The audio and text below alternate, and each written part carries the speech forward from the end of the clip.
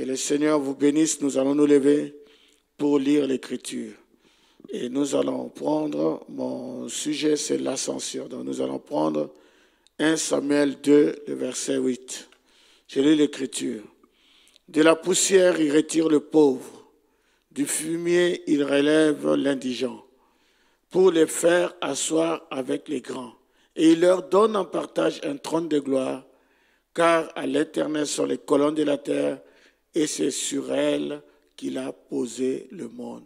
Père éternel, Prince de paix, donateur de tout don excellent, nous te remercions et nous te rendons grâce pour cette inspiration.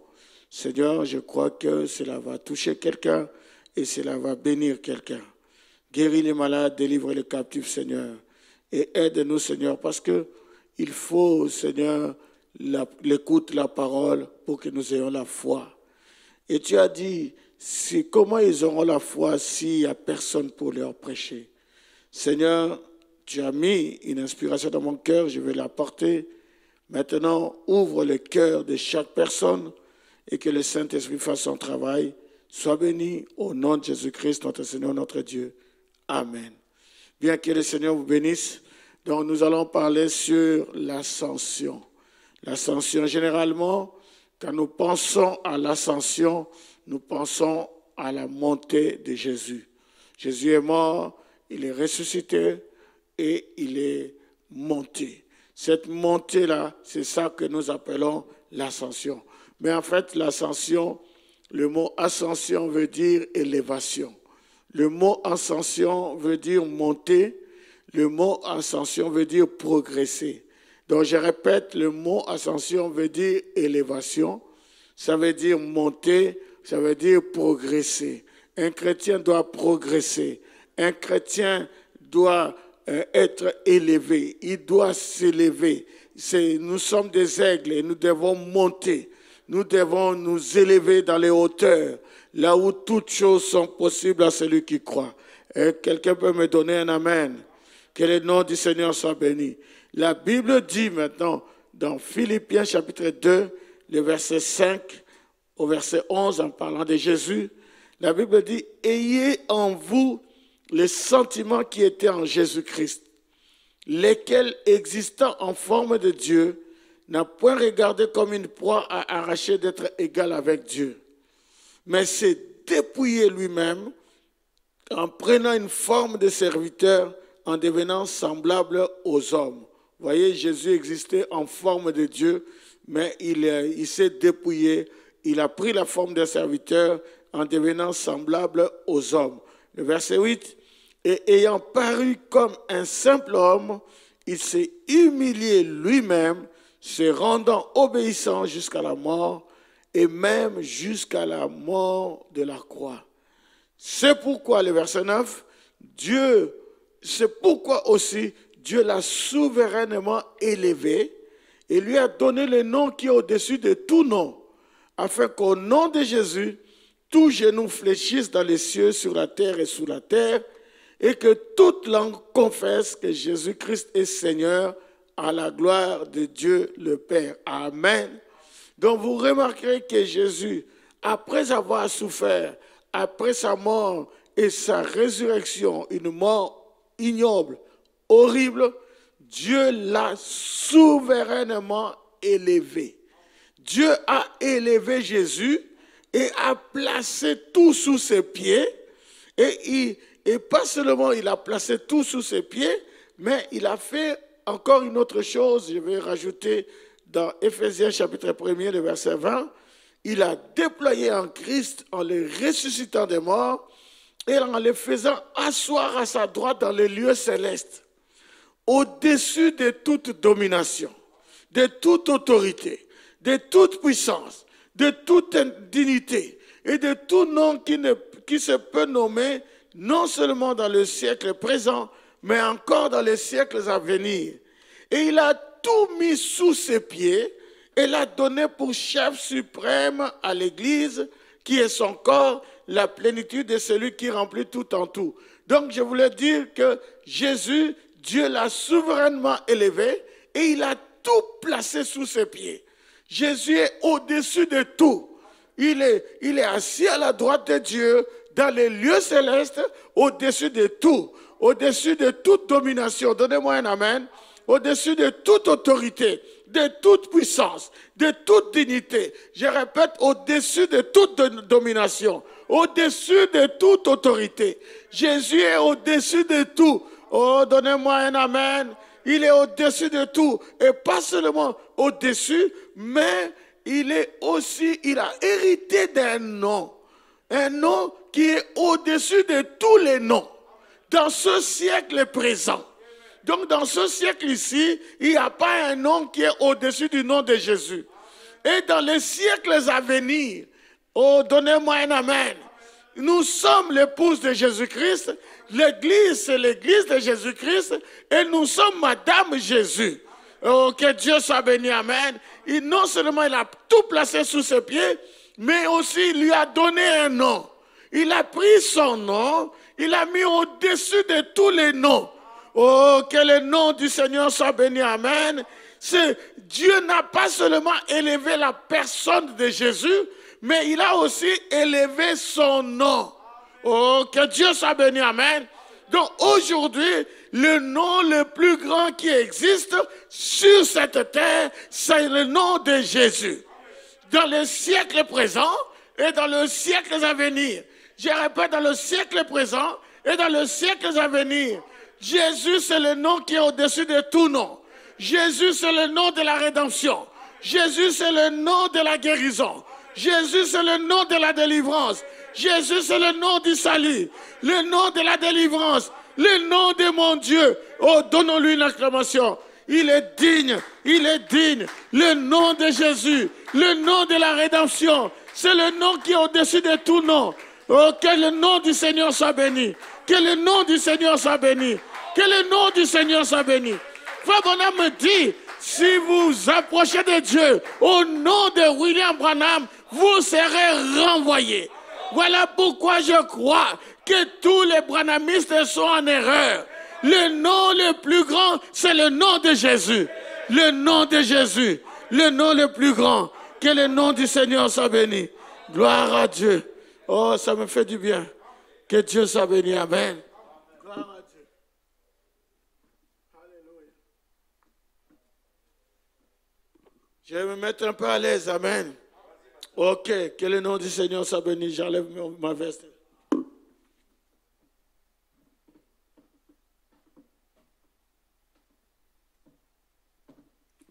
Que le nom du Seigneur soit béni. Juste un petit message que je vais apporter, mais je crois que vous allez avoir Dieu. Vous allez voir Dieu. Amen. Alléluia. Donc Jésus, c'est le nom le plus haut, le plus grand. Donc il n'y a pas un nom au-dessus du nom de Jésus. Que Dieu soit béni. Maintenant, cet après-midi ou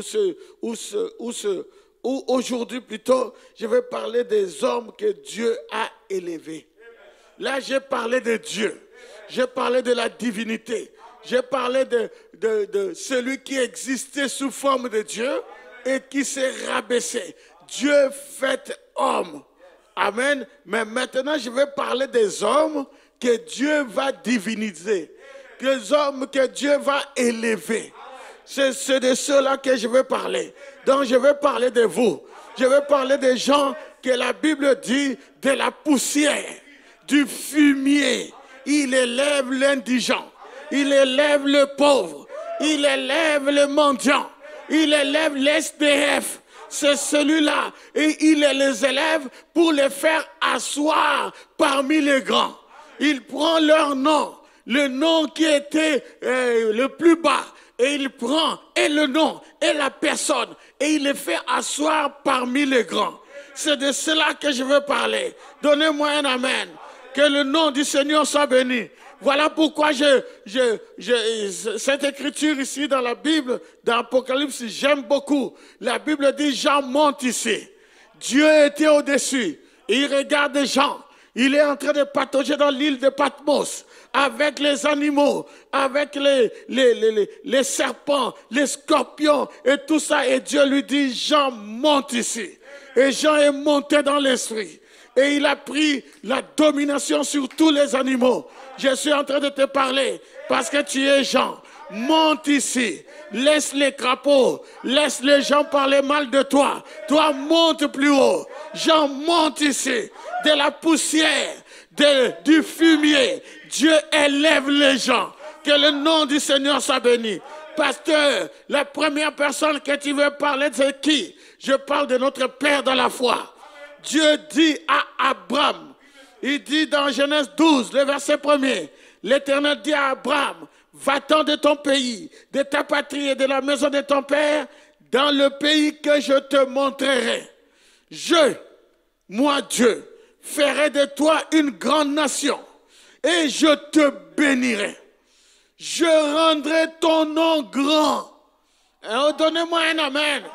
Et tu seras une source de bénédiction. Pas seulement que tu seras béni, mais tu deviendras une source de bénédiction.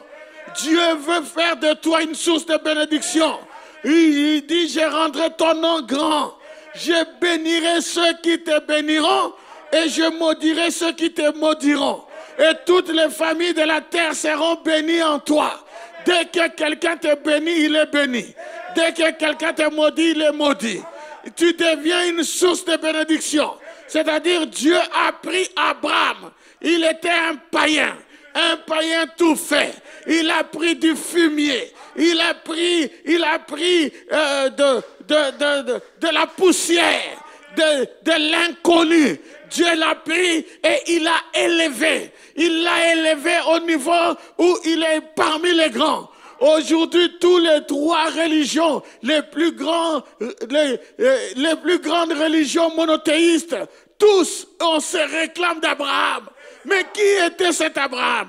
C'était un païen, c'était un Mésopotamien, c'était un Irakien que Dieu a pris, il a pris du fumier et Dieu l'a élevé. Et pourquoi Dieu ne ferait pas ça pour toi? Je dis, il va le faire.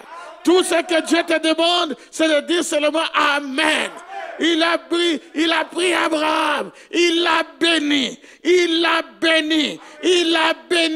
au point qu'Abraham est devenu une source de bénédiction. Et il ne s'est pas arrêté là, il a pris son nom, il l'a mis parmi les grands. Alléluia. Donc quand on parle de Charles de Gaulle, on parle de Mitterrand, on parle de tous les présidents, Reagan et tous ces présidents-là, personne ne vaut Abraham. Parce qu'Abraham, Dieu l'a placé pas seulement parmi les grands, mais c'est le plus grand. C'est le Père de la foi. Oh, que Dieu soit béni. Que Dieu soit béni. Prenons un autre exemple. Prenons l'exemple de David. Il faisait des exploits. David faisait des exploits derrière la maison. Et personne ne savait que David avait tué un lion. Et personne ne savait que David avait tué un ours. Mais Dieu, lui, savait. Mais un jour, Dieu voulait élever David. Et pour l'élever, Dieu lui a donné une opportunité. Goliath était une opportunité pour David. Oh, donnez-moi un amen. Pour faire un nom, il faut tuer Goliath. Pour faire un nom, il faut vaincre la fatalité. Pour faire un nom, il faut vaincre la malédiction. Donnez-moi un amen. Il faut vaincre la malchance. Tu ne dois pas dire, moi j'ai de la malchance qui me colle à la peau. Non, tu dois vaincre cela. Si tu veux faire un nom, il faut vaincre l'envoûtement. Il faut vaincre Satan. Je répète, je ne dis pas vaincre les démons, mais je dis vaincre Satan lui-même. Nous avons l'habitude de chanter, nous vaincrons Satan, nous vaincrons les démons, nous vaincrons les sorciers. Au nom de, car nous avons Jésus. Nous avons Jésus dans le camp. Nous avons le nom qui est au-dessus de tout nom. Au-dessus des dominations. Au-dessus de tout. Nous avons Jésus dans le camp. Nous vaincrons Satan. Nous vaincrons les démons. Nous vaincrons les sorciers. Au nom de Jésus. Au nom de Jésus. Oh, que Dieu soit béni. Je me sens bien. Est-ce que vous vous sentez bien? Est-ce que vous vous sentez bien? Que le nom du Seigneur soit béni. Que le nom du Seigneur soit béni. Laissez-moi vous annoncer quelque chose. Laissez-moi vous annoncer quelque chose. Est-ce que vous êtes prêts? Les géants sont des mortels. Alléluia. Goliath était un mortel. Amen. Même s'il est géant, mais c'est un mortel. Celui qui te terrorise, c'est un mortel. Donc si c'est un mortel, tu peux le vaincre. Donnez-moi un amen.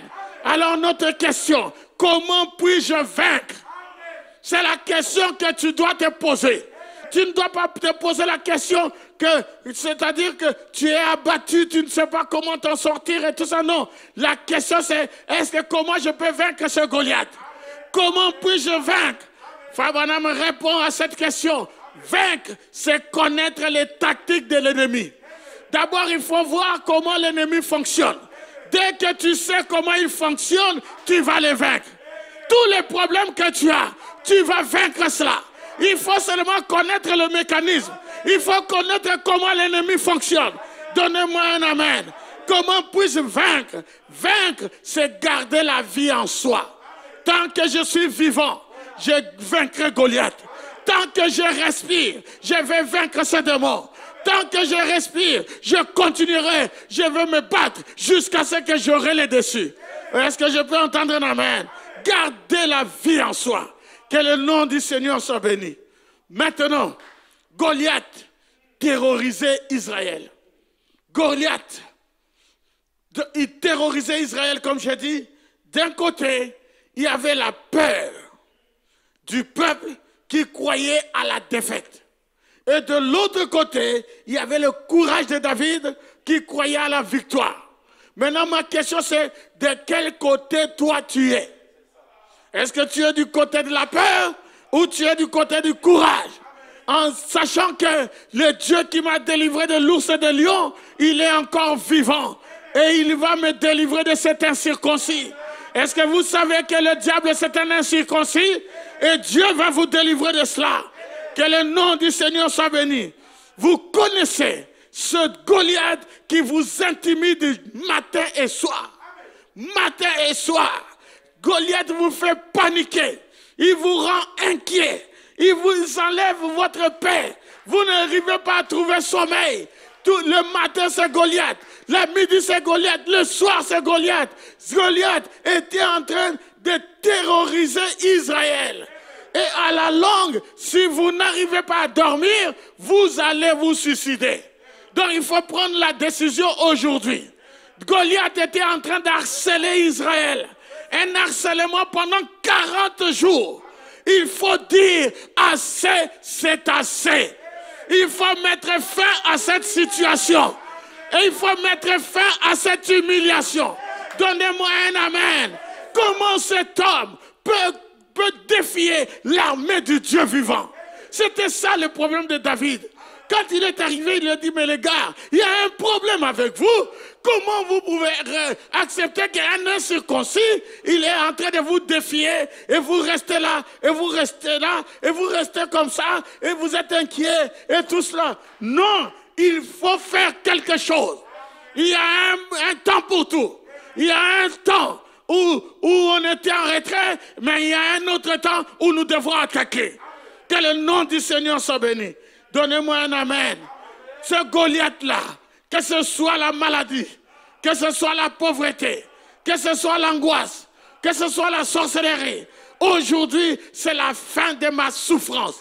Répète après moi, aujourd'hui, c'est la fin de ma souffrance. C'est la fin du plan de l'ennemi dans ma vie. Dieu a dit que j'ai un projet de bonheur pour toi. Et je veux voir ce projet de bonheur dans ma vie. Donnez-moi un amen. Donnez-moi un alléluia. Je vais vous annoncer encore une autre chose. Derrière chaque Goliath, ou derrière Goliath, il y avait beaucoup de Philistins. Est-ce que vous comprenez? Et derrière Satan, il y a beaucoup de démons.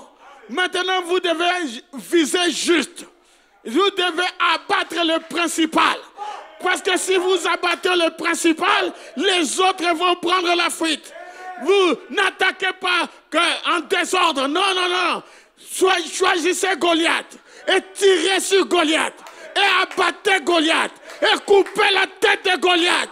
Et en coupant la tête de Goliath, les démons vont fuir. Les démons sont vulnérables. Que le nom du Seigneur soit béni. Et c'est comme ça que Jésus a vaincu le diable. Le Satan est venu avec son aiguillon. Et quand il a planté sur Jésus, Jésus a retenu l'aiguillon. En retenant l'aiguillon, Jésus a dit, oh mort, où est ton aiguillon? Je vais t'annoncer que le diable n'a plus d'aiguillon. Il ne peut pas te tuer. Est-ce que je peux entendre un amen? David, en coupant la tête de Goliath, a fait fuir tous les Philistins. Les Philistins étaient devenus vulnérables. En d'autres termes, la peur a changé de camp. Nous avons besoin de David. Il faut qu'il y ait un David dans cette église. Il faut que quelqu'un se lève et qu'il dise assez, c'est assez. Satan, tu as assez joué sur mon frère, sur ma soeur, sur Shalom Tabernacle, sur mon église. Maintenant, c'est fini. Au nom de Jésus. Est-ce que je peux entendre un amen? Que le nom du Seigneur soit béni. Et c'est comme ça que le nom de David a été placé parmi les grands. De la poussière, du fumier, de rien du tout, Dieu prend l'indigent, il l'élève et le fait asseoir parmi les grands. Ah, donnez-moi un amen. Ça veut dire qu'avec Dieu, nous ferons des exploits. Amen. Donc tu dois tuer ton Goliath. Tu veux être parmi les grands, tu dois tuer ton Goliath. Je suis en train de parler de l'ascension. Je suis en train de parler de ton ascension. Écoutez ce que David dit. Dans 2 Samuel 5, 10. La Bible dit, David devenait de plus en plus grand. Et l'Éternel, le Dieu des armées, était avec lui. Donc, pas seulement qu'il a tué Goliath, mais il a continué dans les exploits. Et les exploits de la foi. Et au Shalom Tabernacle, vous devez faire des exploits de la foi. Tu dois donner ton témoignage. Je sais que mon Dieu est avec moi. Je sais que mon Dieu ne me laissera pas. Alléluia. J'ai un témoignage à donner. Et c'est ça l'élévation. C'est ça l'ascension. C'est ça. C'est ce que je suis en train de dire. Jean monte ici. Je peux entendre un amen. Dans cette église, avec la parole que nous écoutons, il doit y avoir des David ici. Il doit y avoir des gens qui font exploit sur exploit. C'est ça la parole de Dieu. Parce que nous devons arriver à ce niveau-là afin de provoquer la résurrection. Ceux qui sont morts avant, ils attendent après nous. La nature attend après nous. Il faut que nous arrivions à un niveau où nous devons prononcer la parole. Et la chose va arriver. Exactement ce qui s'est passé avec Jésus. Ce qui s'est passé avec William Branham. Ça doit se passer avec nous. Donnez-moi un amen. J'ai dit monte ici. J'ai dit monte plus haut. J'ai dit monte plus haut. Ne t'occupe pas de ce que les gens disent de toi. Tu dois monter plus haut. Oh, que le nom du Seigneur soit béni. J'aime ce genre de réunion où dans l'auditoire, il n'y a presque personne. Mais je suis moi avec Dieu, avec les anges, avec le surnaturel. Je suis avec Dieu. Et je suis en train de vous parler d'un Dieu surnaturel. Le Jéhovah des miracles, qui peut prendre quelqu'un du fumier et il élève son nom. David, il devenait de plus en plus grand. Je répète, il devenait de plus en plus grand. Et l'Éternel, le Dieu des armées, était avec lui. Et de telle manière que David pouvait dire, dans le psaume 18, le verset 37, il dit, je poursuis mes ennemis, je les atteins, et je ne reviens pas avant de les avoir anéantis. Alléluia. Est-ce que vous voyez ça? Regardez ce tandem. Hein? Dieu et David. Ce couple-là. David et Dieu. Dieu et David. Alléluia. Il dit, je poursuis mes ennemis. David, quand il allait à la guerre, ce n'était pas un jeu. Il poursuivait les ennemis jusqu'à les anéantir. Que Dieu soit béni. Amen. Gloire à Dieu. Gloire à Dieu. Alors un jour, bientôt je vais terminer. David a vu tout ce que Dieu lui a donné. Il était dans son palais d'ivoire et il a vu toutes les richesses que Dieu lui a données. Et David a eu un mouvement de cœur et il a dit, je n'avais rien et Dieu m'a donné un palais. Regarde tout ce que Dieu m'a donné. Dieu m'a donné une famille. Dieu m'a donné une maison, des palais, des ceci, de cela. Moi qui n'étais rien, Dieu m'a fait asseoir parmi les grands. Amen. Alors, quand il a vu ça, il s'est dit, je vais construire un temple pour Dieu. Et Dieu aimait tellement David qu'il lui a envoyé Samuel pour lui dire ceci. Écoutez bien, Shalom Tabernacle, écoutez, 2 Samuel 7. Maintenant, tu diras à mon serviteur David, ainsi parle l'Éternel des armées. Je t'ai pris au pâturage, derrière les brebis, pour que tu fusses chef sur mon peuple, sur Israël. J'ai été avec toi partout où tu as marché. J'ai exterminé tous tes ennemis devant toi. Et j'ai rendu ton nom grand comme le nom des grands qui sont sur la terre. Et pas seulement j'ai rendu ton nom grand, le verset 10, j'ai donné une demeure à mon peuple, à Israël, et je l'ai planté pour qu'il y soit fixé et ne soit plus agité, pour que les méchants ne l'oppriment plus comme auparavant. C'est très bon ça. Pour Shalom Tabernacle, c'est ce que Dieu est en train de faire en ce moment. C'est un jour, vous savez, l'église Shalom Tabernacle, c'est une institution. Les hommes passent. Si un jour, moi, je passais, Shalom restera. Vous voyez, je vais laisser un monument, une maison pour l'Éternel. Et plus jamais, je répète, plus jamais, les méchants n'opprimeront Shalom Tabernacle. Donnez-moi un amen. Et David, dans son lit de mort, il a dit ceci. Oh, ça c'est beau. 2 Samuel 23, il dit, voici les dernières paroles de David. Paroles de David, fils d'Isaïe. Parole de l'homme haut placé. De loin du Dieu de Jacob. Du chantre agréable d'Israël. Alléluia. Là, il n'a pas encore parlé. Il n'a pas encore parlé. Il donne seulement ce titre. Ce n'est pas de l'orgueil. C'est de la fierté. Je répète ces phrases. Parole de David, fils d'Isaïe. Parole de l'homme haut placé. Ah, donnez-moi un amen. Parole de l'homme haut placé. Parole de loin du Dieu de Jacob. Parole du chantre agréable d'Israël. Oh, que Dieu soit béni. On peut dire, mais David, sois humble. Mais ça, c'est l'humilité. L'humilité, c'est quand Dieu fait quelque chose pour toi, tu dois le dire. Je répète, parole de David, fils d'Isaïe. Parole de l'homme haut placé. Ce n'est pas lui qui s'est placé là. C'est Dieu qui l'a placé là. La parole de loin du Dieu de Jacob.